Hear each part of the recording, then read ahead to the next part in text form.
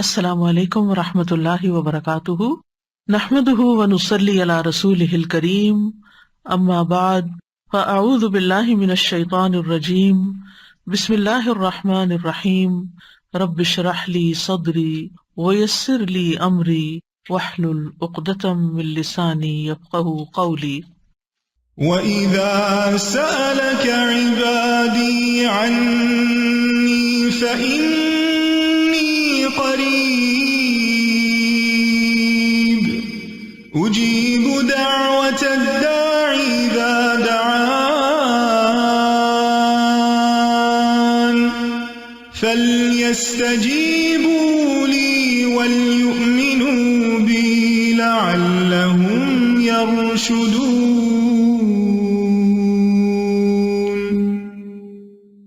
اور جب میرے بندے آپ سے میرے بارے میں سوال کریں تو کہہ دیجئے بے شک میں قریب ہوں، میں پکارنے والے کی پکار کا جواب دیتا ہوں جب وہ مجھے پکارے۔ تو ان کو چاہیے کہ وہ میرا حکم مانیں اور مجھ پر ایمان رکھیں تاکہ وہ ہدایت پا جائیں۔ بلا شبہ یقیناً اللہ سبحانہ تعالی قریب ہے۔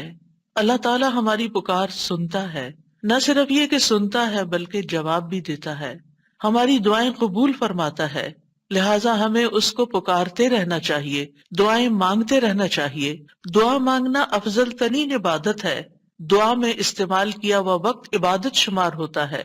اور اگر ہم چاہتے ہیں کہ ہماری دعائیں قبول ہوں تو پھر ہمیں بھی اللہ تعالیٰ کے احکامات کو قبول کرنا چاہیے، اس کی باتیں بھی ماننی چاہیے، اور اللہ تعالیٰ پر ایمان رکھنا چاہیے، بھروسہ رکھنا چاہیے، اعتماد کرنا چاہیے کہ وہ ہماری دعاؤں کو رائے گاہ نہیں جانے دے گا بلکہ انہیں قبولیت کا شرف عطا کرے گا جیسا کہ اس کا وعدہ ہے، اور وہ اپنے وعدوں کے خلاف نہیں کرتا۔ اور اس طرح انسان صحیح راستہ پا جاتا ہے، زندگی کی مشکلات آسان ہو جاتی ہیں۔ سورۃ ہود میں اللہ تعالیٰ فرماتے ہیں فَاسْتَغْفِرُوهُ ثُمَّ تُوبُوا إِلَيْهِ إِنَّ رَبِّي قَرِيبٌ مُجِيبٌ۔ سو اس سے بخشش مانگو پھر اس کی طرف پلٹ آؤ، یقیناً میرا رب قریب ہے، قبول کرنے والا ہے۔ اگر ہم چاہتے ہیں کہ ہماری دعائیں قبول ہوں تو ہمیں ان چیزوں کو جو ہمارے اور دعاؤں کی قبولیت کے راستے میں حائل ہیں، یعنی ہماری اپنی غلطیاں، ہماری کوتاہیاں، ہماری خطائیں، ہمارے گناہ، ہماری نافرمانیاں، ان کو راستے سے ہٹانا چاہیے، ان سے توبہ بھی کرنی چاہیے، ان کو چھوڑ دینا چاہیے، اور ان کی بخشش کے لیے اللہ تعالیٰ سے دعا بھی کرنی چاہیے۔ فاستغفروہ ثم توبوا الیہ ان ربی قریب مجیب۔ رب تو دور نہیں، وہ تو قبول کرے گا، لیکن ہم بھی تو وہ کام کریں کہ جس سے ہماری دعائیں قبول ہو جائیں۔ دعاؤں کی قبولیت کے بارے میں ہم پڑھ رہے تھے کہ قبولیت بڑھ جاتی ہے جب ہم اللہ تعالیٰ کے سامنے اپنی حاجت پیش کرنے سے پہلے تسبیح کرتے ہیں، درود پڑھتے ہیں۔ جب ہم درود پڑھ لیتے ہیں تو پھر اللہ سبحانہ تعالیٰ ہم سے راضی ہوتا ہے۔ ارشاد باری تعالیٰ ہے ان اللہ وملائکتہ یصلون علی النبی یا ایہا الذین آمنوا صلوا علیہ وسلموا تسلیما۔ ابن مسعود کہتے ہیں جب کوئی آدمی اللہ سے سوال کرنے کا ارادہ کرے تو پہلے وہ اللہ کی ایسی حمد و ثنا بیان کرے جو اس کے لائق ہے، پھر نبی صلی اللہ علیہ وسلم پر درود بھیجے، اس کے بعد دعا کرے۔ اس طرح کرنے سے ممکن ہوگا کہ وہ کامیاب ہو جائے، یعنی اپنی مطلوبہ چیز کو پا لے، اس کی دعا قبول ہو جائے۔ حضرت علی رضی اللہ عنہ کہتے ہیں ہر دعا روک دی جاتی ہے یہاں تک کہ محمد صلی اللہ علیہ وسلم پر درود پڑھا جائے۔ یہ ان کے احساسات ہیں اور وہ سمجھتے ہیں کہ یہ درود ہی دعاؤں کو آگے بڑھانے والا ہے۔ مناوی کہتے ہیں کل دعاء محجوب، یعنی ہر دعا سے قبولیت روک دی جاتی ہے یہاں تک کہ دعا کرنے والا نبی صلی اللہ علیہ وسلم پر درود پڑھتا ہے، یعنی دعا اللہ کی طرف نہیں اٹھتی یہاں تک کہ اس کے ساتھ نبی صلی اللہ علیہ وسلم پر درود کو نہ ملایا جائے، کیونکہ درود دعا کی قبولیت کا وسیلہ ہے۔ ہم نے دعا کی اہمیت اور آداب میں پڑھا تھا کہ کچھ وسیلے ایسے ہیں جو جائز ہیں اور کچھ وسیلے ایسے ہیں جو درست نہیں ہیں۔ تو جائز وسیلوں میں سے ایک وسیلہ کیا ہے کہ ہم درود پڑھیں، تاکہ ہماری دعا آگے بڑھے. دعا میں درود کی وجہ سے اللہ سبحانہ وتعالی ہماری ساری ضروریات کے لیے کافی ہو جاتا ہے. صحیح الترغیب والترہیب میں آتا ہے، ایک شخص نے عرض کیا، اے اللہ کے رسول صلی اللہ علیہ وسلم، کیا میں اپنی دعا کا تہائی یعنی 1/3 حصہ آپ پر درود پڑھنے کے لیے مقرر کر دوں؟ آپ نے فرمایا ہاں اگر تم چاہو تو. اس نے کہا 2/3 2/3. آپ نے فرمایا ہاں اگر تم چاہو. اس نے کہا اگر میں ساری دعا درود کے لیے مقرر کر دوں؟ تو رسول اللہ صلی اللہ علیہ وسلم نے فرمایا پھر تو اللہ تمہاری دنیا اور آخرت کے غم و فکر کے لیے تمہیں کافی ہو جائے گا. اس کا یہ مطلب نہیں ہے کہ ہم پھر کوئی دعا مانگے ہی نہ. اس کا مطلب یہ ہے کہ زیادہ سے زیادہ درود پڑھیں. یعنی دعائیں تو ہم مخصوص وقت میں پڑھتے ہیں یا پھر جب کوئی ضرورت پیش آتی ہے، لیکن درود ہم ہر وقت پڑھ سکتے ہیں. یعنی ہماری روزانہ کی جو روٹین ہے، چلتے پھرتے اٹھتے بیٹھتے، کیونکہ کچھ لوگوں نے اس کے ساتھ بھی بڑی پابندیاں عائد کی ہوئی ہیں کہ بغیر وضو کے درود نہ پڑھا جائے، سر پہ دوپٹے کے بغیر درود نہ پڑھا جائے، راستے میں کہیں درود نہ پڑھے. ایسا کچھ نہیں ہے. دعا ہو، ذکر ہو، درود ہو، وضو کے ساتھ، وضو کے بغیر، راستے میں، سوتے جاگتے اٹھتے بیٹھتے، ہر جگہ پڑھ سکتے ہیں. صرف یہ ہے کہ نماز جو ہے وہ وضو کے بغیر نہیں ہوتی، وہ پوری طرح سطر ڈھانکے بغیر نہیں ہوتی. آپ لمبی سے لمبی نماز پڑھ رہے ہیں لیکن آپ نے ایسا دوپٹہ اوڑا ہوا ہے کہ آپ کے بال جھلک رہے ہیں تو آپ کی نماز نہیں ہوگی، آپ کی محنت ضائع ہو جائے گی. لیکن درود شریف کے وقت اگر آپ کام کر رہے ہیں، مثلا کھانا پکا رہے ہیں، اور آپ نے دوپٹہ اتار کے ایک طرف رکھا ہوا ہے کہ بار بار وہ بیچ میں اٹک رہا ہے، تو کوئی حرج نہیں، سر ننگا بھی ہے تو درود شریف پڑھ سکتے ہیں. تو درود شریف پڑھتے رہنے سے انسان کے سارے مسائل حل ہو جاتے ہیں. خاص طور پر اگر آپ کے دل پر بوجھ ہے، غم ہے، پریشانی ہے، تو درود ان چیزوں کو دور کرنے والا ہے، ان کا ازالہ کرنے والا ہے. یہ دنیا اور آخرت کی خیر کو جمع کرنے والا ہے، کیونکہ اللہ تعالیٰ جس کو غم اور فکر میں کافی ہو جائے تو ایسا شخص دنیا اور آخرت دونوں کی پریشانیوں سے نکل جائے گا. کیونکہ نبی صلی اللہ علیہ وسلم نے درود کی فضیلت کیا بتائی کہ پھر اللہ تعالیٰ اس کو دنیا اور آخرت کے ہم و غم کے لیے کافی ہو جائے گا. یعنی پھر سارے معاملات آپ کے اللہ کے سپرد ہو جائیں گے. یعنی اذن یکفیک اللہ ما اہمک، تمہاری دینی، دنیاوی، اخروی معاملات، ہر چیز میں جو پریشانیاں ہیں انشاءاللہ وہ دور ہو جائیں گی. اس کی وجہ کیا ہے؟ اس کی وجہ یہ ہے کہ انسان اللہ سبحانہ تعالیٰ کی طرف متوجہ ہوتا ہے اور ایک محسن کے احسانات کو یاد کرتا ہے.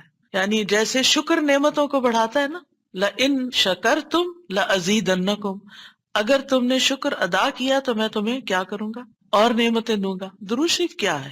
اگر آپ غور کریں تو درود کیا ہے؟ درود دراصل نبی صلی اللہ علیہ وسلم کے ہم پر جو احسانات ہیں کہ آپ نے ہمیں ایمان سے روشناس کیا، قرآن سے روشناس کیا، حکمت سے روشناس کیا، اور ہماری خاطر دعائیں کی. بے شمار احسانات ہیں نا آپ صلی اللہ علیہ وسلم. آج ہم آپ کو کیا بدلہ دے سکتے ہیں؟ کس شکل میں بدلہ دے سکتے ہیں؟ ہم آپ کے لیے کیا کر سکتے ہیں؟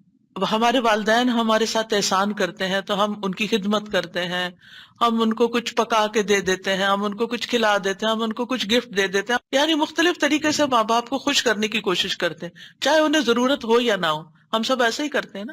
یعنی ہم یہ تھوڑی دیکھتے ہیں کہ ان کو اس وقت ہمارے لاڈ پیار کی ضرورت ہے یا نہیں ہے، وہ دکھی ہیں، پریشان ہے یا نہیں ہے. ہم اپنی محبت کا اظہار کسی نہ کسی شکل میں کرتے رہتے ہیں. وہ فوت ہو جاتے ہیں تو پھر کیا کرتے ہیں؟ پھر ان کو وزٹ نہیں کر سکتے، ان کو دیکھ نہیں سکتے، ان کو کچھ دے نہیں سکتے، انہیں کچھ کھلا پلا نہیں سکتے. پھر ہم ان کے لیے بس صرف دعائیں کرتے ہیں یا صدقہ خیرات کر دیتے ہیں. یہی چیزیں ان کو فائدہ دیتی ہیں.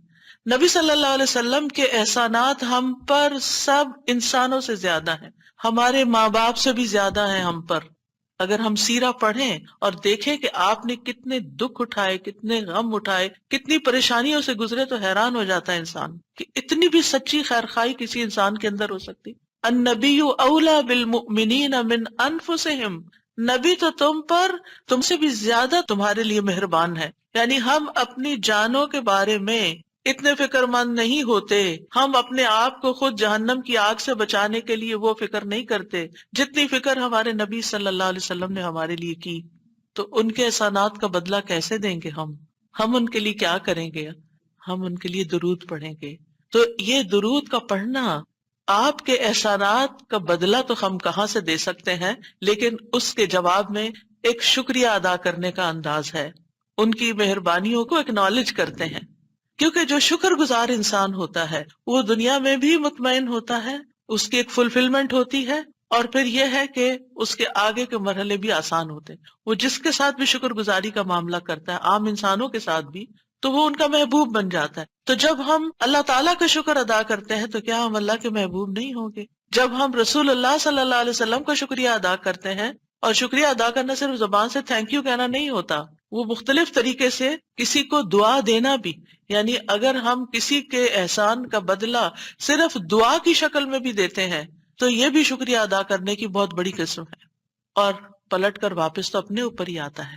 یعنی جب شکر کسی کا ادا کرتے ہیں، جب کسی کے احسان مند ہوتے ہیں، ایک ہوتا ہے بس صرف تکلفاً رسماً ایک فیشن کے طور پہ، ایک روٹین کے طور پر کسی کو تھینک یو بول دینا، نہیں، دل سے جینوئنلی دوسرے کا شکر گزار ہونا، یہ اس کے دل میں آپ کی محبت بڑھاتا ہے.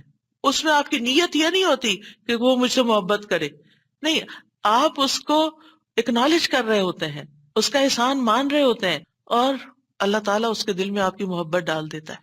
اور جو ناشکرے انسان ہوتے ہیں، جو ناقدرے ہوتے ہیں، سب سے پہلے تو ہم اللہ ہی کے حق میں ناقدرے، وما قدر اللہ حق قدری، ہم نے اللہ کی قدر ہی نہیں کی جیسا قدر کرنے کا حق ہے. ہم نے نبی صلی اللہ علیہ وسلم کی قدر ہی نہیں کی جیسا کہ قدر کرنے کا حق ہے. تو ہماری یہ تسبیحات اور ہمارا یہ درود شریف اس قدر کی طرف بڑھنے کا ایک چھوٹا سا جسچر ہے کہ ہم واقعی اس بات کو مانتے ہیں کہ ان کے ہم پر احسانات تھے. لہٰذا جب ہم درود پڑھتے ہیں تو اس کا مطلب یہ ہے کہ ہم نے باقی چیزیں چھوڑی اور ہم آپ کا حق ادا کرنے کی طرف متوجہ ہو گئے. تو یہ چیز اللہ تعالیٰ کو کتنی پسند آتی ہوگی کہ یہ اپنے لیے کچھ نہیں مانگ رہا، اپنے لیے نہیں کچھ مانگ رہا، اپنی باتیں نہیں کر رہا، یہ اپنے غموں کو بھول کے، اپنے کاموں کو چھوڑ کے صرف نبی صلی اللہ علیہ وسلم پر درود بھیج رہا، یعنی ان کا احسان مان کر، ان کا شکریہ ادا کرتے ہوئے ان کے لیے دعا کر رہا ہے. نبی صلی اللہ علیہ وسلم اللہ تعالیٰ کے محبوب ہیں، سب سے بہترین بندے ہیں، سب سے بہترین نبی ہیں. اللہ تعالیٰ ان سے محبت کرتا ہے. اللہ تعالیٰ فرماتے ہیں قُلْ إِن كُنتُمْ تُحِبُّونَ اللَّهَ فَاتَّبِعُونِي يُحْبِبْكُمُ اللَّهُ. کہہ دیجیے اگر تم اللہ سے محبت کرتے ہو، میری اتباع کرو، اللہ تم سے محبت کرے گا. تو نبی صلی اللہ علیہ وسلم کی اتباع ہو، آپ کی سنتوں پر عمل کرنا ہو، آپ پر درود پڑھنا ہو، یہ سب کس میں اضافہ کرتا ہے؟ اللہ کی محبت بندے کو ملتی ہے. یحببکم اللہ، اللہ تم سے محبت کرے گا. اور اللہ تعالیٰ جس سے محبت کرے پھر اس کی تو بات ہی کیا. سیجعل لہم الرحمن ودا، اس کے مسائل کیسے حل نہیں ہوں گے؟ اس کے مسائل ضرور حل ہوں گے، اس کے غم دور ہوں گے، اس کی پریشانیاں دور ہوں گی. لہٰذا جب ہم اس سٹیٹ میں آ جاتے ہیں تو پھر آپ دیکھیں کہ یہ درجہ اس سے بھی بڑھ جاتا ہے جو ہم اپنے لیے خود کچھ مانگ رہے ہوتے ہیں نا. کیونکہ جب آپ کو کسی سے محبت ہوتی ہے تو آپ اس کے لیے کچھ بھی کرنے کو تیار ہوتے ہیں. یہ تو انسان کا حال ہے، انسان کی محبت ہے نا. تو جس انسان سے اللہ کو محبت ہو پھر اس کے مسئلے کیسے حل نہیں ہوں گے؟ اللہ سبحانہ وتعالیٰ اس کے لیے بہترین چیزیں کیوں نہیں کریں گے؟ تو اس طرح یہ درود جو ہے وہ دعا سے بھی بازی لے جاتا ہے کہ انسان اللہ کی محبت حاصل کر لیتا ہے، اور اس کے نتیجے میں دعائیں قبول ہوتی ہیں اور اللہ تعالیٰ کی طرف سے رحمتیں آتی ہیں، درجے بلند ہوتے ہیں، گناہ معاف ہوتے ہیں. لیکن اس کا یہ مطلب ہرگز نہیں کہ آپ باقی دعائیں نہ مانگیں، کیونکہ خود نبی صلی اللہ علیہ وسلم نے ساری دعائیں مانگی ہیں. یہ جو ہم آپ کو جتنی بھی دعائیں سکھا رہے ہیں مصنون دعائیں ہیں، ان کو دعا سمجھ کے پڑھیں اور اس کو ریپیٹڈلی پڑھیں، کیونکہ دعا میں تکرار بھی ضروری ہے. ہم آداب میں پڑھ چکے ہیں، اصرار ضروری ہے، تکرار ضروری ہے، افتقار ضروری ہے. تو اپنی محتاجی، اپنی عاجزی، اپنی ہمبلنس کو ظاہر کرتے ہوئے اللہ تعالیٰ سے مانگتے رہیں. تو درود جو ہے اس کے بارے میں جو قرآن مجید میں آتا ہے، آیت دوبارہ سنتے ہیں. ان اللہ وملائکتہ یصلون علی النبی یا ایہا الذین آمنوا صلوا علیہ وسلموا تسلیما. بے شک اللہ اور اس کے فرشتے نبی پر رحمت بھیجتے ہیں. اے لوگو جو ایمان لائے ہو، تم بھی ان پر درود بھیجو اور خوب خوب سلام بھی بھیجتے رہا کرو. ان اللہ وملائکتہ یصلون علی النبی، اللہ سبحانہ وتعالی خود اور اس کے فرشتے نبی صلی اللہ علیہ وسلم پر درود بھیجتے ہیں. اللہ سبحانہ وتعالی درود بھیجتے ہیں، اس کا کیا مطلب ہے؟ یعنی اللہ سبحانہ وتعالی ملائے اعلیٰ میں، آسمانوں کی بلند مجلس میں اپنے بندے اپنے نبی محمد صلی اللہ علیہ وسلم کی تعریف کرتے ہیں، ان کے بلند مرتبے اور ان کی بلند شان کی خبر دیتے ہیں۔ اللہ تعالیٰ ان کی خود تعریف کرتے ہیں، ثنا کرتے ہیں، آپ پر رحمتیں اور برکتیں نازل کرتے ہیں۔ اور فرشتے بھی درود بھیجتے ہیں، جیسے فرشتے تسبیح کرتے ہیں نا، اور جیسے کائنات کی باقی چیزیں سب اللہ کی حمد و ثنا کرتے ہیں، تو نبی صلی اللہ علیہ وسلم پر بھی فرشتے درود بھیجتے ہیں۔ اور ان کا درود بھیجنا کیا ہے کہ آپ کے لیے رحمت اور مغفرت اور بلندی درجات کی دعا، یعنی ایک تو فرشتے ایمان والوں کے لیے دعا کرتے ہیں، دوسرا یہ کہ فرشتے نبی صلی اللہ علیہ وسلم کے لیے خاص دعائیں کرتے ہیں۔ تو اگر اللہ تعالیٰ ان پہ درود بھیجتا ہے، ان پہ رحمتیں نازل کرتا ہے، فرشتے درود بھیجتے ہیں، تو پھر اہل ایمان کو کیا کرنا چاہیے؟ پہلے اللہ تعالیٰ اور فرشتوں کی بات کی گئی تاکہ ہمارے اندر بھی شوق پیدا ہو کہ ہم بھی درود بھیجیں۔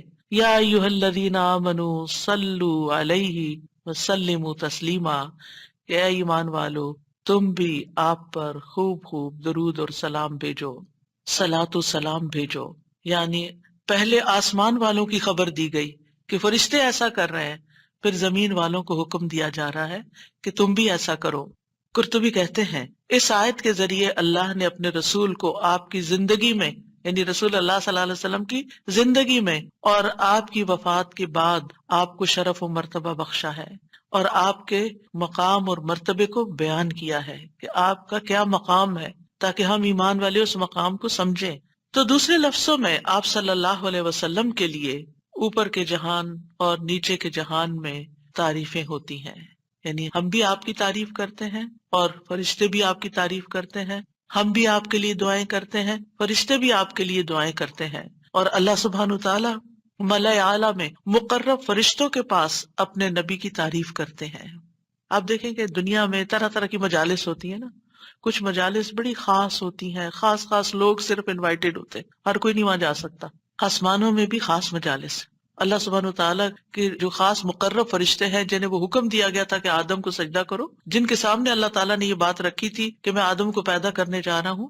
یہ گیدرنگ جو ہے اس کو ملائے اعلیٰ کہتے ہیں، ملا کہتے ہیں سرداروں کو، اور اعلیٰ کہتے ہیں بلند سردار۔ تو یہ ایلیٹ کلاس ہے فرشتوں کی کہ جس کے سامنے اللہ سبحانہ تعالیٰ نے حضرت آدم کی پیدائش کی بات کی تھی اور پھر اس کے بعد سجدے کا حکم دیا گیا تھا، تو مقرب فرشتوں کے درمیان یا ان کے پاس اللہ سبحانہ تعالیٰ نبی صلی اللہ علیہ وسلم کی تعریف کرتے ہیں۔ ذرا سوچئے، امیجن کیجئے فرشتوں کی مجلس۔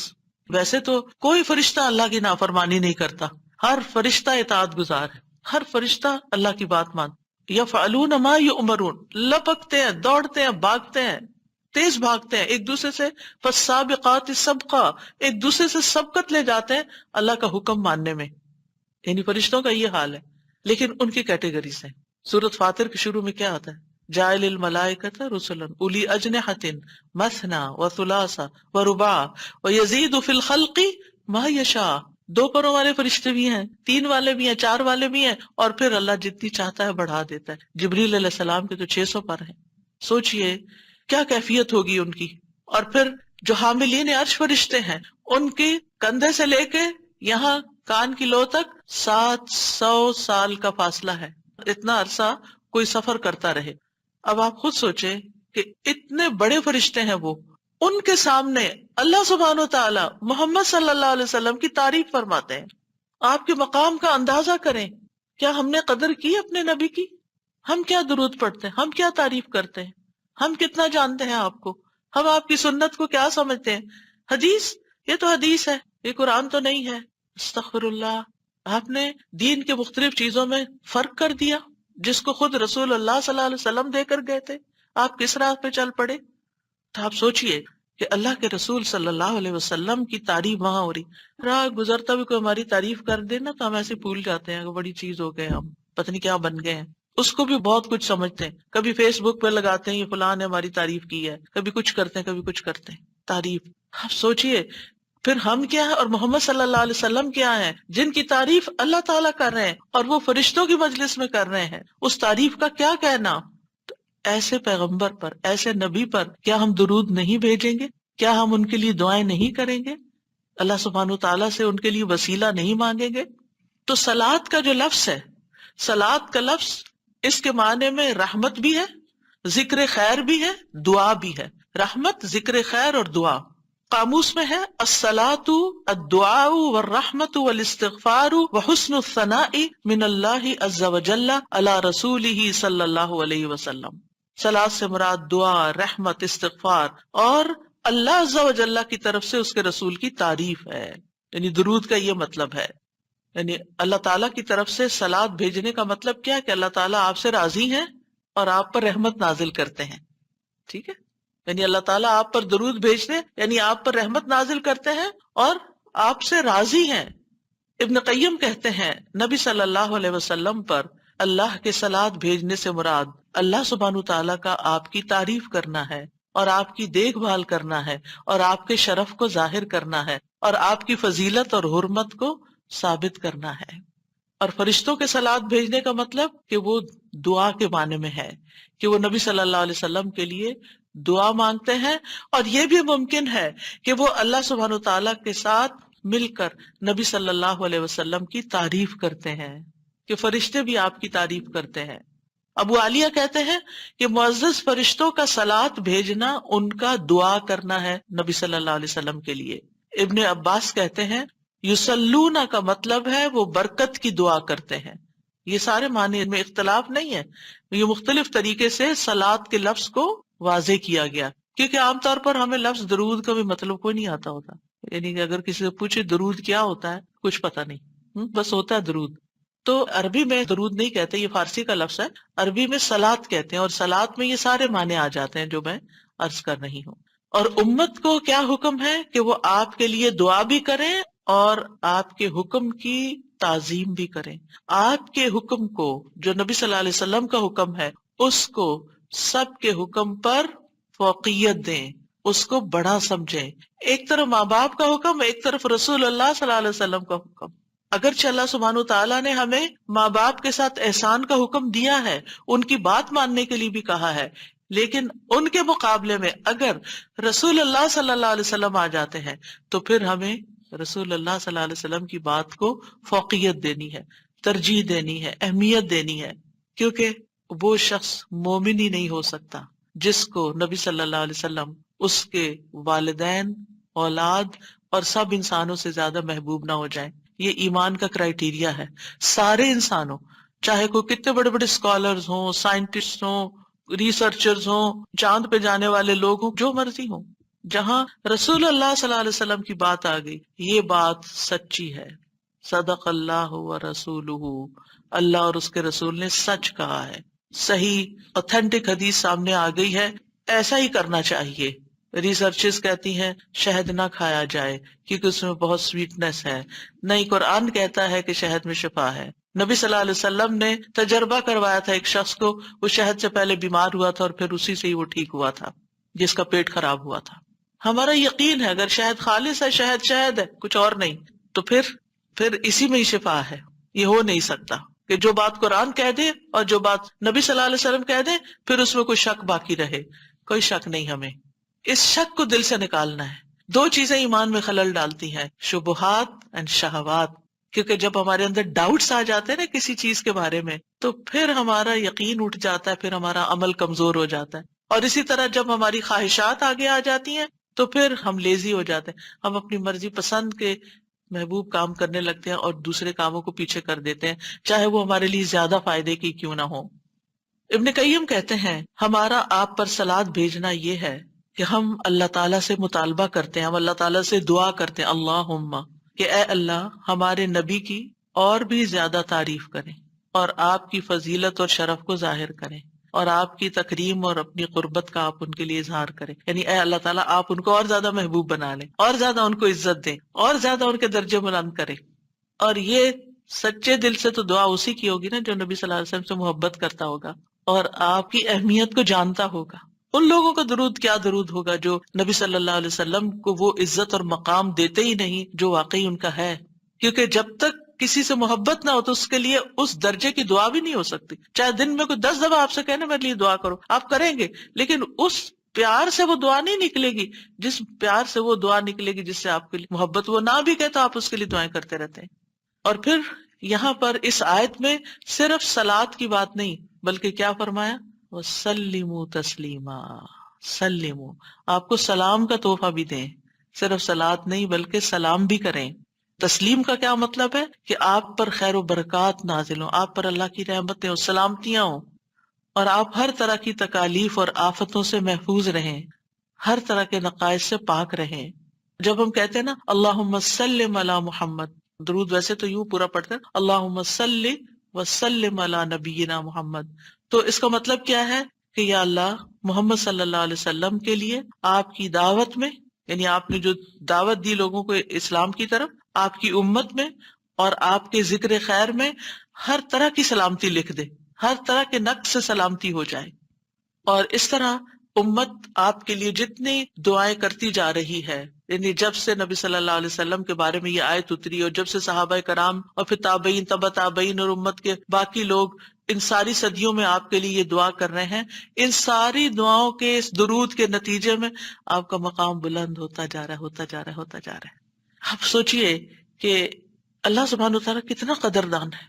نبی صلی اللہ علیہ وسلم نے اپنی نبوت کی مختصر زندگی میں جو محنت کی سو کی، لیکن اس کا انعام اور صلہ کتنی خوبصورت شکل میں اللہ تعالیٰ دے رہا ہے کہ دنیا میں آپ کا نام بلند کر رہا ہے اور آپ کو بلندی عطا کر رہا ہے اور آپ کے لیے سب سے دعائیں کرنے کو کہہ رہا ہے۔ یعنی درود کیا ہے؟ نبی صلی اللہ علیہ وسلم کے لیے دعا، اور وہ دعائیں اللہ تعالیٰ قبول بھی کرتے جا رہے اور اس کے نتیجے میں نبی صلی اللہ علیہ وسلم کے درجات بلند ہوتے چلے جا رہے ہیں۔ تو سوچئے جو سنت کی پیروی کرے گا، جو آپ کے مشن کو آگے لے کے بڑھے گا، جو اخلاص کے ساتھ اس رستے کو اپنائے گا، جو یہی کام کرے گا جو محمد صلی اللہ علیہ وسلم نے کیے، جو آپ کا پیروکار ہوگا، جو آپ کی سنت کا متبع ہوگا، جو آپ کے اس مشن یعنی دین کی تبلیغ کے کام کو آگے لے کر بڑھے گا، کیا اللہ تعالیٰ اس کو ایسے ہی چھوڑ دیں گے؟ کیا اللہ سبحانہ تعالیٰ اس کی قدر نہیں کریں گے؟ ہم سب انسان کسی نہ کسی طرح دنیا میں بلندی چاہتے ہیں، کوئی ڈگری کے ذریعے، کوئی مال کے ذریعے، کوئی کسی ذریعے دوسروں سے آگے نکلنا چاہتا ہے، بلند مرتبہ ہونا چاہتا ہے، لیکن اس راستے کو چھوڑ دیتے ہیں کیونکہ اس راستے کو بظاہر یوں لگتا ہے کہ اس سے کیا ملے گا ہمیں، اس سے کون سی بلندی مل جائے گی، اور اس طرح ہم نبی صلی اللہ علیہ وسلم کے طریقہ کار کو چھوڑ کر اور طریقوں کو اختیار کرنے لگتے ہیں۔ ہم سمجھتے ہیں شاید اس میں زیادہ خیر ہے یا اس سے ہمیں زیادہ بھلائی یا کوئی بڑائی مل جائے گی۔ نہیں، اصل بات یہ ہے کہ ہمیں جو عزت یہ دین دے سکتا ہے، جو مرتبوں کی بلندی، جو اللہ کی رحمتیں، جو خیر اور لازوال نعمتیں جنہیں کبھی ختم نہیں ہونا، جو اس راستے سے مل سکتی ہیں، وہ دنیا میں کوئی اور راستہ ہے ہی نہیں ان سب نعمتوں کو پانے کا۔ پھر بھی ہم اپنے دین کو حقیر سمجھتے ہیں اور دین کی خدمت کو فارغ وقت کا کام سمجھتے ہیں اور پورے خوشی اور محبت اور خلوص کے ساتھ یہ کام نہیں کرنا چاہتے۔ ہمیں ضرورت رہتی ہے کہ کوئی اور آئے، دھکا سٹارٹ کرے اور پھر ہم آگے بڑھیں، کوئی ہمیں موٹیویٹ کرے تو پھر ہم کچھ کریں، ہم خود سے کچھ کرنے والے نہیں۔ ہم کس بات کے انتظار میں ہیں؟ اصل مشکل یہ کہ ہمارے یقین میں کمی ہے، تو اس یقین کو بڑھانے کی ضرورت ہے۔ تو اللہ سبحانہ وتعالیٰ اپنے فرشتوں کے بعد ایمان والوں کو حکم دیتا ہے کہ اے مومنو، تم تو زیادہ حقدار ہو کہ نبی پر درود و سلام بھیجو، کیونکہ تمہیں ان کی رسالت سے جو برکتیں حاصل ہوئی ہیں، جو فیض حاصل ہوا ہے، وہ فرشتوں کو تو نہیں ہوا نا۔ فرشتے تو پہلے سے اللہ کی عبادت کرے۔ ہمیں عبادت کے طریقے کس نے سکھائے؟ محمد صلی اللہ علیہ وسلم نے سکھائے۔ آپ کی بدولت ہمیں یہ ساری نعمتیں ملی، تو ہمیں تو زیادہ پھر درود بھیجنا چاہیے۔ تو صلو علیہ وسلموا تسلیما۔ تو آپ کا حق اور آپ کی عزت اور آپ کی قدردانی صرف یہ نہیں کہ ہم آپ کی شان میں کوئی گستاخی نہ کریں یا کوئی گستاخی کرے تو اس کے پیچھے پڑ جائیں، آپ کا مقام اس سے زیادہ کا متقاضی ہے کہ آپ پر درود و سلام بھیجا جائے، اور یہ قرآن سے بھی ثابت، اور یہ سنت سے بھی ثابت، اور یہ فرشتوں کا طریقہ بھی ثابت۔ اسی لیے آپ دیکھیں کہ نماز کے اندر درود پڑھنا واجب ہے، واجب ہے۔ اگر آپ نے التحیات پڑھ کے سلام پھیر دیا، درود نہیں پڑھا، تو آپ کی نماز ناقص ہے۔ لیکن اگر آپس میں آپ کو وضو ٹوٹ رہا ہے مثال کے طور پر، اور آپ سوچتے ہیں کہ اب اگر میں اس موقع پر میری نماز جاتی ہے تو میں کیا کروں گا، تو اگر آپ صرف اتنا بھی پڑھ دیتے ہیں نا، اللہم صلی وسلم علی نبینا محمد، اور سلام پھیر دیتے ہیں، نماز ہو جاتی ہے۔ تو یہ یعنی عام حالات میں بھی ہم درود پڑھ سکتے ہیں، اور نماز میں تو پڑھنا ہی پڑھنا ہے۔ اور پھر اذان کے بعد اور مختلف مواقع پر انشاءاللہ دیکھتے ہیں۔ شیخ سعدی کہتے ہیں آپ صلی اللہ علیہ وسلم پر درود بھیجنا اللہ سبحانہ تعالیٰ اور اس کے فرشتوں کی اقتداء ہے، اور جو حقوق ہم پہ عائد ہوتے ہیں اس کا بدلہ دینا بھی مقصود ہے۔ آپ کی محبت اور آپ کی تکریم کی علامت ہے، جو آپ سے جتنی محبت کرے گا اتنا ہی درود بھیجے گا. پھر یہ اجر و ثواب کے حصول کا ذریعہ بھی ہے. سبحان اللہ. یعنی جب کوئی انسان شکر گزار ہوتا ہے، قدردان ہوتا ہے، تو اللہ تعالیٰ اس کی کیسی قدردانی کرتے ہیں. درود ہم آپ پر پڑھتے ہیں، ثواب ہمیں مل رہا ہوتا ہے. کوئی احسان نہیں ہے کسی پر، آپ کو بھی ساتھ ہی فائدہ ہو گیا. اور پھر یہ ایمان کی علامت ہے، کیونکہ جو آپ سے محبت نہیں کرتا اس کا ایمان مکمل نہیں. اور پھر آپ کی توقیر جس کا حکم اللہ تعالیٰ نے دیا اس کی علامت بھی ہے. لِتُؤْمِنُوا بِاللَّهِ وَرَسُولِهِ وَتُعَزِّرُوهُ وَتُوَقِّرُوهُ وَتُسَبِّحُوهُ بُكْرَةً وَأَصِيلًا، تاکہ تم اللہ اور اس کے رسول پر ایمان لاؤ اور اس کی مدد کرو اور اس کی تعظیم کرو اور دن کے شروع اور آخر میں تسبیح کرو. نبی صلی اللہ علیہ وسلم کی امت پر جو احسانات ہیں ان کا تھوڑا سا ذکر کرنا اس لیے ضروری ہے تاکہ یاد تازہ ہو جائے کہ آپ کے ذریعے میں کیا کیا فیض ملا. سب سے بڑی بات یہ کہ وہ ہمارے بارے میں بڑے رحیم و شفیق تھے. لَقَدْ جَاءَكُمْ رَسُولٌ مِّنْ أَنفُسِكُمْ عَزِيزٌ عَلَيْهِ مَا عَنِتُّمْ حَرِيصٌ عَلَيْكُمْ بِالْمُؤْمِنِينَ رَءُوفٌ رَحِيمٌ. لوگوں تمہارے پاس تمہیں میں سے ایک رسول آیا ہے، اگر تمہیں کوئی تکلیف پہنچے تو اسے گراں گزرتی، اس کو تکلیف ہوتی ہے. کیا ہمارے اندر بھی دوسروں کے لیے ایسے احساسات ہیں کہ کسی کو تکلیف پہنچے تو ہمیں تکلیف ہو جائے؟ نبی صلی اللہ علیہ وسلم کو ایمان والوں کی تکلیف سے تکلیف پہنچتی تھی. وہ تمہاری فلاح کا حریص ہے. ہم ہیں لوگوں کی فلاح کے حریص کہ ان کو ہدایت ہو جائے، یہ دین کی طرف آ جائیں. مومنوں پر نہایت مہربان اور رحم کرنے والا ہے. یہ ہیں ہمارے رسول جن کی گواہی اللہ تعالیٰ نے دی کہ ان کے اندر کے جذبات لوگوں کے لیے کیا ہیں اور ان کا مشن کیا اور وہ چاہتے کیا ہیں آپ کے لیے، اور وہ کتنے شفیق اور مہربان ہے. یعنی ایک دائی کی بنیادی صفت ہونی چاہیے کہ وہ دوسروں سے محبت کرنے والا ہو، دوسروں کی خیر کرنے والا ہو. ہم بعض اوقات دین کا کام کرتے ہوئے اتنے پروفیشنل ہو جاتے ہیں کہ ہماری ٹون بھی بڑی اسپارٹ ہو جاتی ہے اور ہمارا انداز بھی بڑا تحکمانہ ہو جاتا ہے. ہم سمجھتے ہیں کہ ہم صحیح معنی میں خدمت کر رہے ہیں. نہیں، کہیں ایسا نہ ہو کہ اس کی وجہ سے لوگ دین سے ہی دور ہو جائیں. نبی صلی اللہ علیہ وسلم کا یہ طریقہ نہیں تھا. اللہ کی قسم، ہم جتنے سنت کے زیادہ قریب ہوں گے اتنے ہی زیادہ ہم دین کو فائدہ پہنچانے والے ہوں گے، اور جتنے سنتوں سے دور ہو جائیں گے اور آپ کے طریقے سے دور ہو جائیں گے آپ سے بھی اتنے ہی دور ہو جائیں گے اور دین کو بھی اتنا ہی نقصان پھر دیں گے. نبی صلی اللہ علیہ وسلم مومنوں پر ان کی جانوں سے بھی زیادہ قریب ہیں. النبی اولیٰ بالمؤمنین من انفسہم وازواجہ امہاتہم. یہ نبی مومنوں پر ان کی جانوں سے زیادہ حق رکھنے والا ہے اور اس کی بیویاں ان کی مائیں ہیں. نبی صلی اللہ علیہ وسلم نے فرمایا، دنیا میں کوئی مومن ایسا نہیں جس سے میرا دنیا اور آخرت میں سب سے زیادہ قریب کا رشتہ نہ ہو. اگر چاہتے ہو تو یہ آیت پڑھ لو. یعنی صرف اس دور کے لوگوں کے لیے نہیں تھے آپ قریب، بلکہ ہمارے لیے بھی ہیں. فرمایا یہ آیت پڑھ لو، النبی اولیٰ بالمؤمنین من انفسہم. نبی مومنوں پر ان کی جانوں سے بھی زیادہ قریب ہیں. لہٰذا جو کوئی مومن مر جائے اور مال چھوڑ جائے تو وہ اس کے خاندان کو ملے گا، اس کے وہ وارث ہوں گے. اور جو قرض یا عیال چھوڑ جائے وہ میرے پاس آئے، میں اس کا بندوبست کروں گا. آج کوئی حکمران، کوئی لیڈر ایسا ہے جو یہ کہے کہ تمہارا کوئی فوت ہو جائے، جو وہ چھوڑے وہ سب تمہارا، لیکن اگر کوئی تمہاری ضرورت ہے تو میرے پاس آ جاؤ؟ ایسی خیرخواہی محمد صلی اللہ علیہ وسلم کے اندر تھی اپنے ساتھیوں کے لیے. آپ امت کے لیے روتے تھے. نبی صلی اللہ علیہ وسلم نے ابراہیم علیہ السلام کے بارے میں یہ آیت پڑھی، رب انہن اضللن کثیرا من الناس فمن تبعنی فانہ منی، کہ اے میرے رب ان بتوں نے بہت سے لوگوں کو گمراہ کر دیا ہے، تو جو میری پیروی کرے وہ مجھ سے ہوگا. اور یہ آیت جس میں عیسیٰ علیہ السلام کہتے ہیں ان تعذبہم فانہم عبادک وان تغفر لہم فانک انت العزیز الحکیم. اے اللہ اگر تو انہیں عذاب دے، یعنی جو میرے پیروکار ہیں، تو تیرے بندے ہیں دے دے، اور اگر تو بخش دے تو بے شک تو عزیز الحکیم ہے.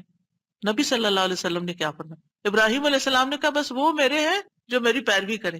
عیسیٰ علیہ السلام نے کہا تیرے بندے ہیں، تو چاہے تو سزا دے.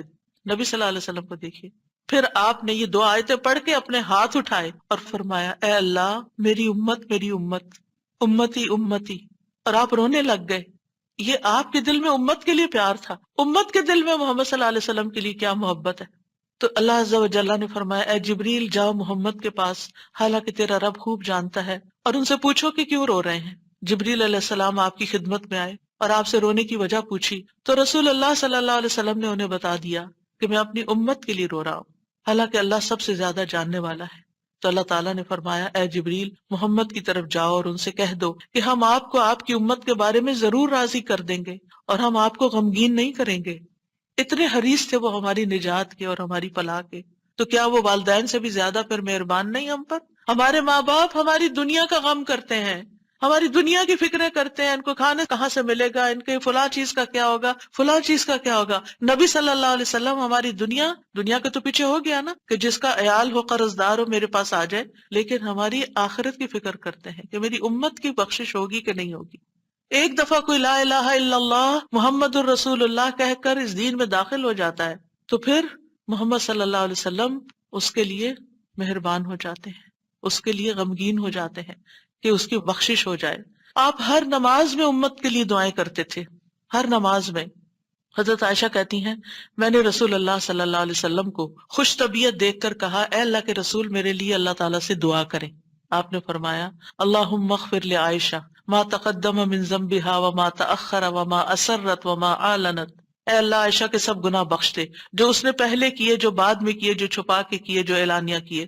خوشی سے حضرت عائشہ نے ہنسنا شروع کر دیا، یہاں تک کہ ہنستے ہنستے ان کا سر رسول اللہ صلی اللہ علیہ وسلم کی گود میں جا پڑا۔ آپ نے پوچھا کیا تمہیں میری دعا نے خوش کر دیا؟ انہوں نے کہا بھلا مجھے کیا ہے کہ آپ کی دعا خوش نہ کرے، آپ کی دعا سے ہی خوش ہوئی ہوں۔ آپ نے فرمایا اللہ کی قسم میں ہر نماز میں اپنی امت کے لیے یہ دعا کرتا ہوں۔ یہ احسانات ہیں آپ کے ہم پر، اور آپ نے اپنی مقبول ترین دعا جو تھی اپنی امت کے لیے محفوظ کر لی۔ نبی صلی اللہ علیہ وسلم نے فرمایا مجھ سے کہا گیا آپ مانگیں، کیونکہ ہر نبی نے مانگا ہے، ہر نبی کو ایک مقبول دعا دی گئی ہے کہ جو اللہ تعالیٰ ضرور قبول کرے گا، لیکن میں نے اپنا سوال قیامت کے دن کے لیے مؤخر کر دیا، ڈیلے کر دیا، وہاں جا کے مانگوں گا، اور وہ تمہارے لیے ہوگا، اور لا الہ الا اللہ کی گواہی دینے والے ہر شخص کے لیے ہوگا۔ ہمیں اگر اللہ تعالیٰ کی طرف سے یہ پیغام آئے کہ کوئی ایک دعا مانگ لو وہ ضرور قبول ہوگی، تو ہم تو جھٹ سے اپنے لیے کوئی دنیا کی دعا مانگ لیں گے جو جلد ختم بھی ہو جانے والی۔ اس سے آپ کی حکمت کا اندازہ لگائیں اور ہمارے لیے آپ کی محبت کا اندازہ کریں۔ آپ کی وجہ سے امت کو شفاعت ملے گی۔ نبی صلی اللہ علیہ وسلم نے فرمایا مجھے 5 چیزیں ایسی دی گئیں جو مجھ سے پہلے کسی کو نہیں دی گئی، ان میں سے ایک مجھے شفاعت عطا کی گئی، یعنی نبی صلی اللہ علیہ وسلم کو شفاعت کا حق دیا گیا۔ نبی صلی اللہ علیہ وسلم امت کی شفاعت کی خاطر تمام رات فکر مند رہے۔ ابو ذر کہتے ہیں ایک مرتبہ رسول اللہ صلی اللہ علیہ وسلم نے نماز شروع کی اور ساری رات صبح تک ایک ہی آیت رکوع اور سجود میں پڑھتے رہے کہ اے اللہ اگر تو انہیں عذاب میں مبتلا کر دے تو یہ تیرے بندے ہیں، اور اگر تو انہیں معاف کر دے تو تو بڑا غالب حکمت والا ہے۔ جب صبح ہوئی تو میں نے عرض کیا یا رسول اللہ آپ ساری رات صبح تک رکوع اور سجود میں ایک ہی آیت پڑھتے رہے؟ آپ دیکھیے کہ وہ جو سوال اکثر آتا ہے نا کہ سجدے میں قرآنی دعا پڑھ سکتے ہیں یا نہیں، اس کا یہ جواب ہے، ٹھیک ہے، کہ قرآنی آیت جو دعا کی شکل میں ہو وہ پڑھ سکتے ہیں۔ آپ صلی اللہ علیہ وسلم نے فرمایا میں اپنے رب سے اپنی امت کے لیے سفارش کا حق مانگ رہا تھا، یہ دعا کر کے امت کے لیے سفارش کا حق مانگ رہا تھا جو اللہ نے مجھے عطا کر دیا، اور انشاءاللہ یہ ہر اس شخص کو نصیب ہوگی جو اللہ کے ساتھ کسی کو شریک نہیں ٹھہراتا، شرک نہیں کرتا۔ ابن عباس کہتے ہیں رسول اللہ صلی اللہ علیہ وسلم نے فرمایا اللہ نے میرے لیے میری امت کی غلطی اور بھول چوک اور جس پر ان کو مجبور کر دیا جائے اس سے درگزر فرمایا ہے، اور یہ بھی آپ کا ایک احسان ہے ہم پر۔ نبی صلی اللہ علیہ وسلم نے اپنی امت کو مشقت میں نہیں ڈالا، بس وہ کام سکھائے جو وہ کر سکتے تھے آسانی سے۔ آپ صلی اللہ علیہ وسلم نے فرمایا اگر میری امت پر مشقت نہ ہوتی تو میں انہیں ہر نماز کے وقت وضو کرنے کا حکم دیتا، یعنی چاہے وضو ہوتا پھر بھی دوبارہ حکم دیتا، لیکن اگر وضو ہے تو دوبارہ نہ بھی کرو، یہ آسانی دی آپ نے۔ آپ اپنی امتیوں کو آگ سے بچانے کی شدید حرص رکھتے تھے۔ نبی صلی اللہ علیہ وسلم نے ایک مرتبہ فرمایا میری مثال اور لوگوں کی مثال اس شخص کی طرح ہے جس نے آگ روشن کی، جب اس کے چاروں طرف روشنی پھیل گئی تو پروانے اور کیڑے مکوڑے جو آگ پہ گرتے ہیں اس میں گرنے لگے۔ وہ آدمی ان کو آگ سے دور کرتا ہے لیکن وہ اس کے قابو میں نہیں آتے بلکہ آگ میں داخل ہو جاتے ہیں۔ اسی طرح میں تمہاری کمروں سے پکڑ پکڑ کر تمہیں آگ سے روکتا ہوں اور تم اس میں گرتے جاتے ہو، یعنی میں تمہیں روکتا ہوں کہ وہ غلط کام نہیں کرو کہ جو آگ کی طرف لے جانے والے ہیں، اور تم رک نہیں رہے۔ اسی طرح آپ صلی اللہ علیہ وسلم نے اپنے بعد آنے والے امتیوں کے لیے بھی محبت کا اظہار کیا ہے۔ حدیث میں آتا ہے آپ نے فرمایا کاش میں اپنے بھائیوں سے مل پاتا۔ نبی صلی اللہ علیہ وسلم کے صحابہ نے عرض کیا کیا ہم آپ کے بھائی نہیں؟ آپ نے فرمایا تم میرے صحابہ ہو، میرے بھائی وہ لوگ ہیں جو مجھ پر ایمان لائے ہوں گے لیکن میری زیارت نہ کر سکے ہوں گے، یعنی آپ کے بعد دنیا میں آئے ہیں۔ پھر یہ ہے کہ درود شریف پڑھنے کے فائدے کیا ہیں؟ یہ تو تھا کہ آپ کے احسانات ہیں ہم پر، لہٰذا ہمیں انسان ہونے کی حیثیت سے ہمارے اوپر لازم ہے کہ احسان کا بدلہ چکائے اور ہم آپ پر درود پڑھیں۔ لیکن ویسے فائدے کیا ہیں ایک بار درود بھیجنے پر 10 رحمتیں ملتی ہیں، صحیح مسلم کی روایت میں آتا ہے۔ سنن نسائی میں آتا ہے جو شخص مجھ پر 1 مرتبہ درود بھیجے گا اللہ اس پر 10 مرتبہ رحمتیں نازل کرے گا، اس کے 10 گناہ معاف ہوں گے، اس کے 10 درجات بلند ہوں گے۔ ایک اور روایت میں آتا ہے جو شخص میری امت میں مجھ پر اخلاص سے دل سے 1 بار درود پڑھے گا تو اللہ اس وجہ سے اس پر 10 رحمتیں بھیجے گا اور اس کی وجہ سے اس کے 10 درجے بلند فرمائے گا، اس کے لیے 10 نیکیاں لکھے گا، 10 گناہ معاف فرما دے گا۔ فائدے ہی فائدے، برکتیں ملیں گی۔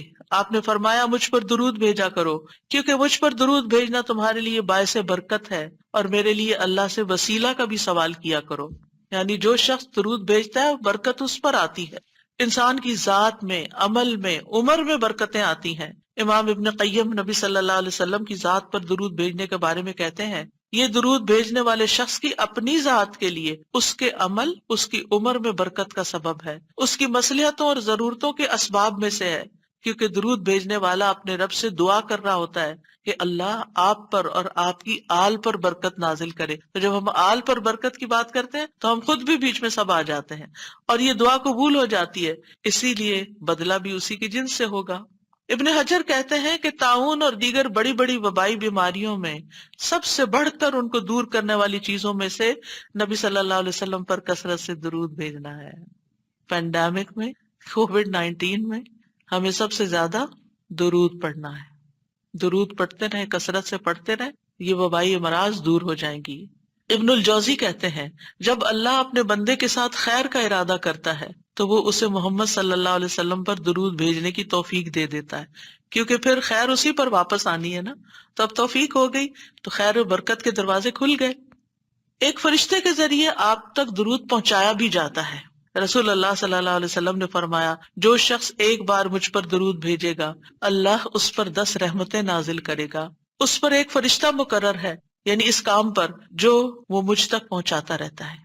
ہر جگہ سے درود پہنچا دیا جاتا ہے، یعنی ضروری نہیں کہ روزے کے پاس جا کے ہی آپ درود پڑھیں، اور اگر روزے پہ جانا نصیب نہیں ہو تو بعض لوگ بہت اپسیٹ ہو جاتے ہیں کہ ہم مدینہ گئے ہیں روزے پہ نہیں جا سکے۔ کوئی بات ہے، آپ مدینہ میں تو ہے نا، شکر کریں۔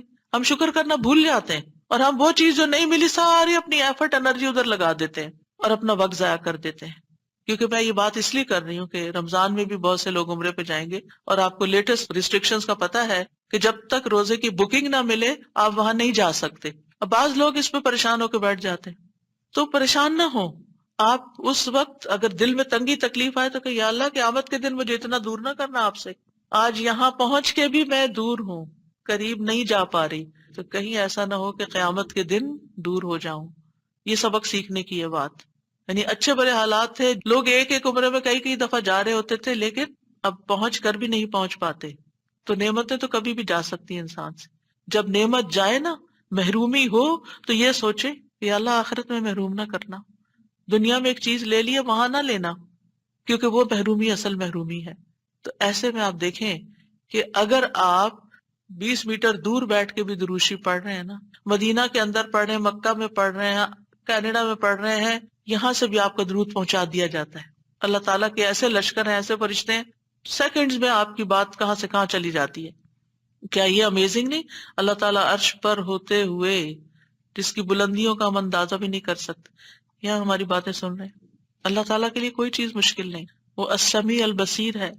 رسول اللہ صلی اللہ علیہ وسلم نے فرمایا تم کہیں بھی ہو مجھ پر درود بھیجو کیونکہ تمہارا درود مجھ تک پہنچ جاتا ہے۔ پھر یہ کہ نبی صلی اللہ علیہ وسلم کی سفارش کے مستحق ہو جاتے ہیں وہ جو آپ پر درود بھیجتے ہیں۔ آپ نے فرمایا جو میرے اوپر درود بھیجتا ہے یا میرے لیے وسیلہ مانگتا ہے قیامت کے دن اس کے لیے میری شفاعت ثابت ہو جائے گی۔ یہ وسیلہ وہ خاص مقام ہے ایک جنت میں جو صرف ایک شخص کو ملے گا، اور وہ آپ صلی اللہ علیہ وسلم کے لیے ہم مانگتے ہیں کہ وہ سب سے اعلیٰ ترین مقام ہمارے نبی محمد صلی اللہ علیہ وسلم کو ملے۔ درود نہ پڑھنے والا بخیل ہے۔ آپ نے فرمایا جس کے سامنے میرا ذکر ہو اور وہ مجھ پر درود نہ بھیجے وہ بخیل ہے۔ درود نہ پڑھنے والے کے لیے دوری اور رسوائی ہے۔ مالک بن حویرث کہتے ہیں رسول اللہ صلی اللہ علیہ وسلم ممبر پر چڑھے، جب پہلی سیڑھی پر چڑھے تو فرمایا آمین، پھر دوسری پر چڑھے تو فرمایا آمین، پھر تیسری پر چڑھے تو فرمایا آمین، پھر فرمایا میرے پاس جبریل آئے اور فرمایا اے محمد جس نے رمضان کا مہینہ پایا پھر اس کی بخشش نہ ہو سکی تو اللہ اس کو اپنی رحمت سے دور کر دے۔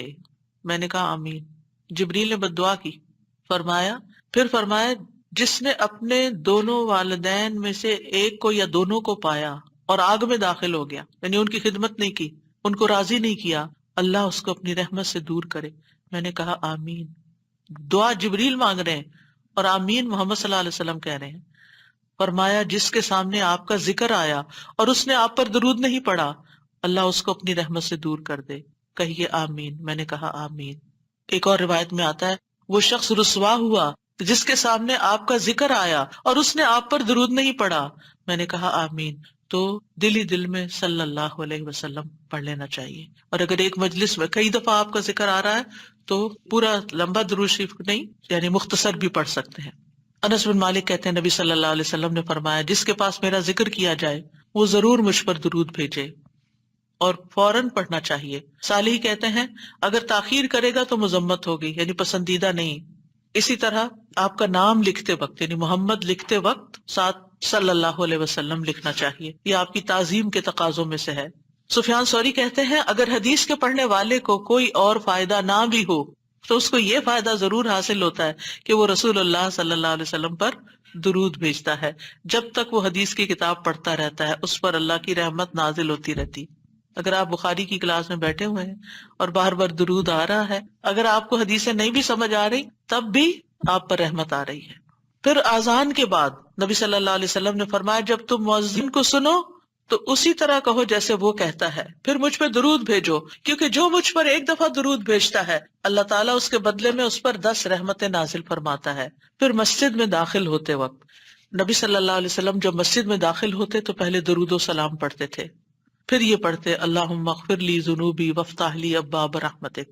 اگر ایک سٹینڈی بنوا کے سامنے رکھ دی جائے نا اللہم صلی وسلم علی نبینا محمد، اور اس کے نیچے یہ والی دعا لکھ کے، تو اس سے کیا ہوگا کہ جو بھی داخل ہوگا نظر پڑے گی تو ریمائنڈر ہو جائے گا۔ پھر ہر نماز کے پہلے اور آخری تشہد میں درود شریف پڑھنا، یعنی آپ صلی اللہ علیہ وسلم پہلے میں بھی پڑھتے تھے، تو اگر پہلے میں پڑھ لیا جائے کبھی تو سجدہ صاحب کرنے کی نہیں ضرورت۔ پھر اسی طرح یہ کہ صفا مروہ کی سعی کرتے وقت وہاں پر جب آپ چکر لگا رہے ہوتے ہیں تو ساتھ ساتھ درود بھی پڑھتے جائیں، یعنی دعائیں کرنے کے علاوہ۔ یعنی عام طور پہ ہم صرف اور مختصر اذکار یا دعاؤں پہ زیادہ رکھتے ہیں، درود بھول جاتے ہیں۔ اور خصوصاً جب ہم صفا کے پاس کھڑے ہوں، حضرت عمر کہتے ہیں کہ جب تم آؤ تو بیت اللہ کے ساتھ چکر لگاؤ اور پھر مقام ابراہیم پہ 2 رکعت پڑھو، پھر صفا کے پاس آؤ، کھڑے ہو جاؤ، بیت اللہ نظر آئے، 7 بار اللہ اکبر کہو، ہر 2 تکبیروں کے درمیان اللہ کی حمد و ثنا کرو اور درود بھی بھیجو، اپنے لیے دعا مانگو، اور مروہ پہاڑی پر بھی ایسا ہی کرو۔ پھر جمعہ کے دن اور رات نبی صلی اللہ علیہ وسلم نے فرمایا جمعہ کے دن اور رات کو کثرت سے مجھ پر درود بھیجو، بس جو آدمی ایک دفعہ درود بھیجے گا اللہ اس پر 10 رحمتیں نازل کرے گا۔ نماز جنازہ کی دوسری تکبیر کے بعد قنوت نازلہ پڑھتے وقت دعا کے شروع، آغاز اور اختتام پر مجالس میں، یعنی جس مجلس میں آپ بیٹھیں چاہے دنیا کے مجلس تو اس میں بھی بیٹھے بیٹھے درود پڑھیں۔ نبی صلی اللہ علیہ وسلم نے فرمایا جو لوگ کسی جگہ پر مجلس کریں، بیٹھے ہیں باتیں کر رہے ہیں لیکن نہ اس میں اللہ کا ذکر کریں نہ اپنے نبی پر درود بھیجیں تو وہ ان کے لیے نقصان کا باعث ہوگی، پھر اگر اللہ چاہے تو انہیں عذاب دے، اگر چاہے تو انہیں بخش دے۔ تو اس لیے درود وہاں بھی ضروری ہے۔ اور ایک اور روایت میں آتا ہے کہ قیامت کے دن ایسی مجلس ان کے لیے حسرت کا باعث ہوگی، اگرچہ وہ اپنے اجر و ثواب کی بنا پہ جنت میں داخل بھی ہو جائیں لیکن انہیں اس مجلس پہ حسرت ہوگا ہم وہاں بیٹھے تھے اور ہم نے ایک دفعہ بھی درود نہیں پڑھا۔ نبی صلی اللہ علیہ وسلم کے علاوہ دیگر انبیاء پر بھی درود پڑھا جا سکتا ہے۔ آپ نے فرمایا اللہ کے نبیوں اور رسولوں پر درود بھیجو، اس لیے کہ اللہ نے انہیں بھی میری طرح مبعوث کیا تھا۔ اور بعض احادیث سے یہ پتہ چلتا ہے کہ جب آپ نبیوں کا تذکرہ کرتے تو ان کے ساتھ صلی اللہ علیہ وسلم کہتے تھے۔ اسی لیے آپ نے دیکھا کہ فقہ القلوب کی کتاب کے اندر دیگر انبیاء موسیٰ صلی اللہ علیہ وسلم لکھا ہوتا ہے۔ ہم حیران ہوتے ہیں کہ یہ کیوں؟ تو یہ بھی سنت سے ثابت ہے، کیونکہ نبی صلی اللہ علیہ وسلم نے جب انبیاء کا ذکر کیا اذهبوا الى ابراہیم صلی اللہ علیہ وسلم فیأتون موسیٰ صلی اللہ علیہ وسلم، اذهبوا الى عیسیٰ صلی اللہ علیہ وسلم، یعنی آپ جب یہ حدیث بیان کر رہے تھے تو نبیوں کے نام کے ساتھ یہ پڑھ رہے تھے۔ پھر یہ بھی ہے کہ صرف سنت سے ثابت شدہ درود پڑھنا چاہیے، یعنی من گڑت درود پڑھنے کی بجائے جو مسنون درود ہیں وہ پڑھنے چاہیے۔ ایک پیمفلٹ بھی تھا درود کا، ایک ہم نے کارڈ بنایا تھا، اس میں سارے ورژنز ہوں گے، ورنہ قرآنی اور مسنون دعاؤں کے شروع میں بھی 2-3 ورژنز موجود ہیں۔ تو اب میں بتا بھی دیتی ہوں۔ ایک درود ہے اللہم صلی علی محمد وعلی آل محمد، اے اللہ محمد اور آل محمد پر رحمت نازل فرما. یعنی جو ہم نے پیچھے وضاحت پڑھی کہ محمد صلی اللہ علیہ وسلم پر اللہ تعالیٰ اپنی رحمت نازل فرمائے اور آپ کی آل پر بھی رحمت نازل فرمائے. دوسرا ہے اللہم صلی علی محمد النبی الامی وعلی آل محمد، یہ بھی آپ پڑھ سکتے ہیں. مختلف اوقات میں مختلف پڑھ لیں. پھر نماز میں اللہم صلی علی محمد وعلی آل محمد کما صلیت علی ابراہیم وعلی آل ابراہیم انک حمید مجید. اللہم بارک علی محمد وعلی آل محمد کما بارکت علی ابراہیم وعلی آل ابراہیم انک حمید مجید. عبد الرحمن بن ابی لیلہ کہتے ہیں ایک مرتبہ کعب بن عجرہ مجھ سے ملے تو انہوں نے کہا میں تمہیں حدیث کا ایک تحفہ نہ دوں جو میں نے نبی صلی اللہ علیہ وسلم سے سنا تھا. میں نے عرض کیا جی ہاں مجھے یہ تحفہ ضرور عنایت کیجیے. انہوں نے کہا ہم نے رسول اللہ صلی اللہ علیہ وسلم سے سوال کیا، بس ہم نے کہا اللہ کے رسول آپ کے اہل بیت پر کس طرح درود بھیجیں، یعنی صرف آپ پر نہیں بلکہ آپ کے گھر والوں پر بھی، اہل بیت پر بھی. بے شک اللہ نے آپ پر سلام بھیجنے کا طریقہ تو ہمیں سکھا دیا ہے. تو اس پر آپ نے فرمایا یوں کہا کرو اللہم صلی علی محمد وعلی آل محمد کما صلیت علی ابراہیم وعلی آل ابراہیم انک حمید مجید. اللہم بارک علی محمد وعلی آل محمد کما بارکت علی ابراہیم وعلی آل ابراہیم انک حمید مجید. اور پھر یہ ہے کہ رحمت کے علاوہ یہاں برکت کی دعا بھی الگ طور پر کی گئی ہے. ٹھیک ہے، صلاۃ میں ویسے شامل ہے لیکن یہاں الگ طور پر برکت کی بات کی. اور انک حمید مجید اللہ سبحانہ و تعالیٰ کی تعریف بیان کی گئی ہے. اسی طرح ایک اور درود ہے اللہم صلی علی محمد وازواجہ وذریتہ کما صلیت علی ابراہیم وبارک علی محمد وازواجہ وذریتہ کما بارکت علی آل ابراہیم انک حمید مجید. تو سوال یہ پیدا ہوتا ہے کہ آپ کی ازواج اور ذریت پر کیوں درود بھیجے، ان کے لیے کیوں دعا کرے، کیونکہ وہ آپ کے اس مشن میں آپ کے ساتھ ہی تھے. آپ دیکھیں کہ بعض پیغمبروں کی بیویاں ان کے ساتھ نہیں تھیں، لیکن حضرت ابراہیم کے حضرت ہاجرہ کا کردار آپ سب کو معلوم ہے، کتنی قربانیاں کی انہوں نے، کہ کس طرح اللہ کے حکم کے اوپر ابراہیم علیہ السلام نے جب ان کو ایک صحرا میں چھوڑا تو انہوں نے کوئی شکایت ہی نہیں کی، اسے ایکسپٹ کر لیا، خوشی خوشی ایکسپٹ کیا.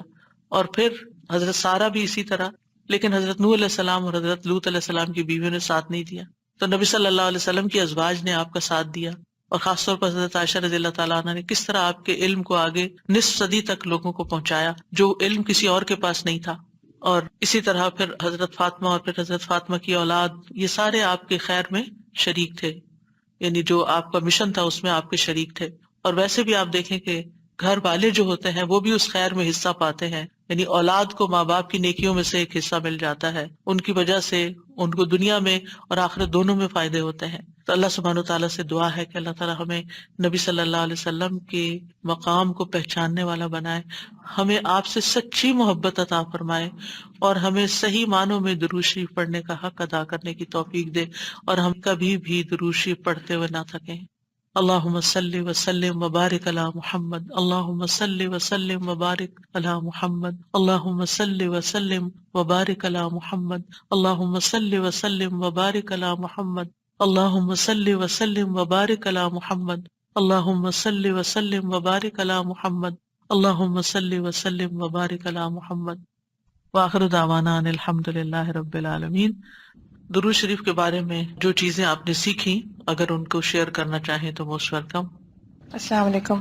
استاذہ ایک سوال ہے، جیسے ہم نے پڑھا کہ باقی سارے انبیاء کے نام لیتے ہوئے بھی درود پڑھنا چاہیے، تو ہم یوزلی علیہ السلام کہتے ہیں، جیسے موسیٰ علیہ السلام اور ابراہیم علیہ السلام، تو کیا وہ ہم کافی؟ درود و سلام کی ایک حصے کو لے لیتے ہیں پھر سلام پڑھ دیتے ہیں، تو پھر ہمیں علیہ السلام تو ٹھیک ہے، صلی اللہ علیہ وآلہ وسلم زیادہ بہتر یعنی ہے. کہ علماء نے پھر اس کو نبی صلی اللہ علیہ وسلم کے لیے عمومی طور پر خاص کر دیا.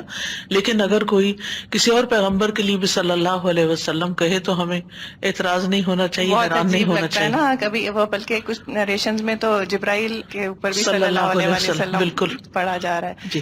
تو اور دوسرا مجھے یہ پوچھنا تھا کہ جیسے ہم نبی صلی اللہ علیہ وسلم کا نام لکھتے ہیں تو اس پہ جو ہم صاد لکھ دیتے ہیں تو وہ کافی ہوتا ہے صلی اللہ علیہ وآلہ وسلم؟ اشارے کے طور پر کافی ہے، لیکن بہتر یہ کہ پورا لکھا پورا جائے. لکھا جی. جائے. اور خاص طور پر آپ دیکھیے جب نام لکھا جائے آپ کا نا، محمد لفظ لکھا جائے، اس وقت لازماً صلی اللہ علیہ وسلم لکھے. ٹھیک ہے، جو مجھے اچھی بات لگی ہے کہ اگر ہم نے اپنی محبت نبی کریم صلی اللہ علیہ وسلم کے ساتھ چیک کرنی ہے تو اپنا درود چیک کریں کہ ہم کتنا. جی ہاں، اگر ہم یہ دیکھنا چاہتے ہیں کہ ہمیں واقعی نبی صلی اللہ علیہ وسلم سے کتنی محبت ہے تو پھر یہ دیکھنا چاہیے کہ ہمارے روزانہ کے اوراد میں اور روزانہ کی دعاؤں میں درود کا کتنا حصہ ہے. سر جی میں یہ سوچ رہی تھی کہ ہم اپنی دعاؤں کی قبولیت کے لیے کتنے وسیلے ڈھونڈتے رہتے ہیں، اور یہ کتنا آسان اور جائز وسیلہ ہے. حضرت علی کا قول بھی ہے کہ ہر دعا روک دی جاتی ہے جب تک کہ درود نہ پڑھا جائے. بالکل. دعا مانگنے میں جتنا ہم وقت لگاتے ہیں وہ بھی ہماری عبادت ہے. جی. کیونکہ عموماً ہم نماز پڑھنے میں، قرآن پڑھنے میں تو اتنا ٹائم لگاتے ہیں، لیکن دعا مانگنے میں ہم بہت جلدی کرتے ہیں.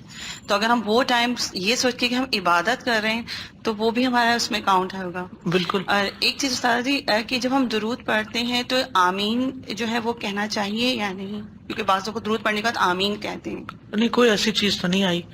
ویسے بھی عمومی طور پر ہم ہر دعا کے بعد آمین کہتے ہیں، تو اس طرح کہہ دیں تو کوئی بات نہیں، لیکن اس کو اس کا حصہ نہ بنائیں. جیسے سورۃ فاتحہ کے بعد آمین کہتے ہیں لازمی طور پر.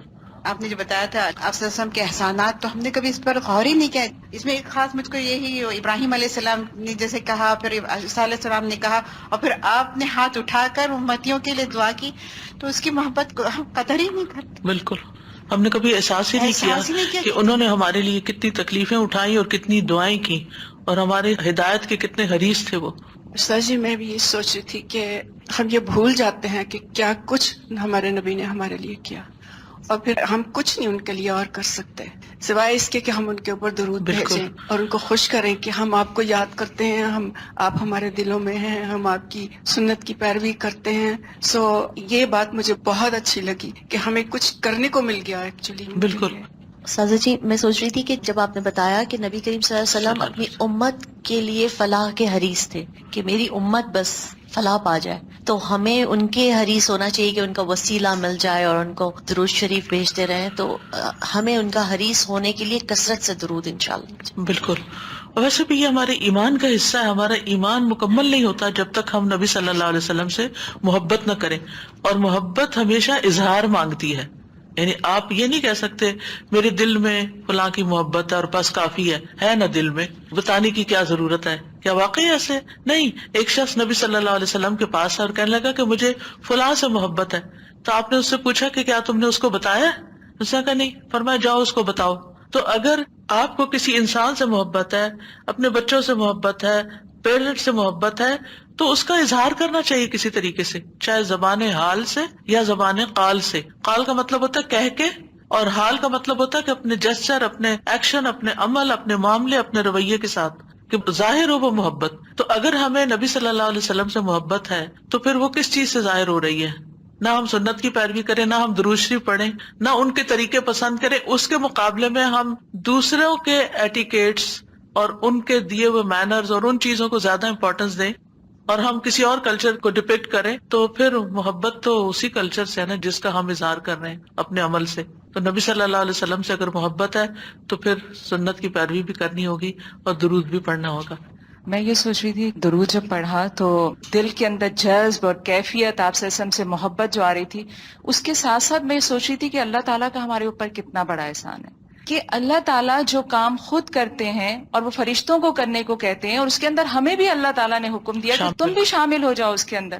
تو کتنا بڑا ایک اعزاز ہے کہ جو اللہ سبحانہ تعالیٰ نے ہمیں دیا، اور وہ اتنے خوبصورت الفاظ کی صورت میں ہمیں سکھایا، اور ہم اسے پڑھتے ہیں اور پھر درجے بلند ہوتے ہیں، ثواب اور وہ سب چیزیں الگ بات ہے، لیکن اس سے مجھے بہت خوشی ہو رہی تھی پڑھتے ہوئے. الحمدللہ. میں ایک اور بات سوچ رہی تھی، کل بھی اس پہ بہت غور کر رہی تھی کہ بہت ضروری ہے کہ ہم سب سیرہ کو اسٹڈی کریں اور سنہ کو بھی اسٹڈی کیا کریں اور امپلیمنٹ کیا کریں جو بھی ہم کر سکتے ہیں اپنے حالات کے مطابق، کیونکہ یہ کر کے ہم زیادہ قریب ہو سکتے ہیں، سنہ کے قریب ہو کے ہم رسول اللہ صلی اللہ علیہ وسلم کے قریب ہو سکتے ہیں، اور تبھی ہم دین کا کوئی بہترین کام کر سکتے ہیں. بالکل. سبحانک اللہم و بحمدک، اشہد ان لا الہ الا انت، استغفرک و اتوب الیک. السلام علیکم و رحمۃ اللہ وبرکاتہ.